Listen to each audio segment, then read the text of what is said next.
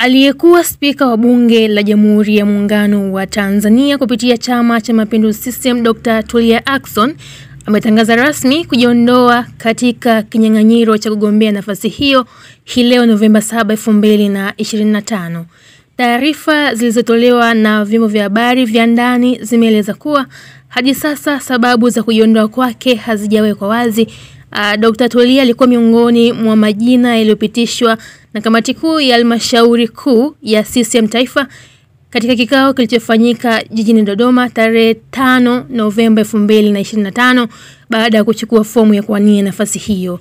Wengine walioteuliwa kuwania nafasi hiyo kupitia CCM ni Musa Hassan Zungu, Stefano Julius Masele. Kwa upande wa nafasi ya naibu spika walioteuliwa kuwania nafasi hiyo ni Najma Giga, Daniel Silo na Timotheo Mzava.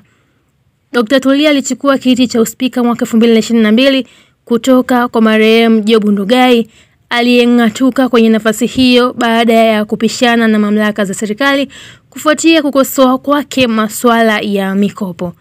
Kabla ya hapo alikuwa naibu spika kuanzia mwaka 2015 baada ya kuteuliwa na rais wa wakati huo hayati Dr. John Pombe Magufuli kuwa mbunge kabla kugombea nafasi hiyo iliyodumu nayo hadi mwaka 2020 na kuendelea hadi alipoteuliwa kuwa spika mwaka 2022.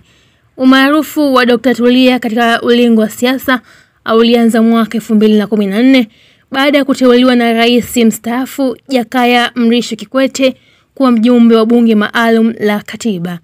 Hata hivyo jina lake lilivuma zaidi Oktoba 2015 alipoteuliwa kuwa naibu mwanasheria mkuu wa serikali kabla ya kuingia rasmi katika siasa za uchaguzi. Hii ni Masai TV mtazamaji, lakini pia unakumbushwa kusubscribe, kulike, kukomenti pamoja na kushare. Langu jina ni Diana Masai.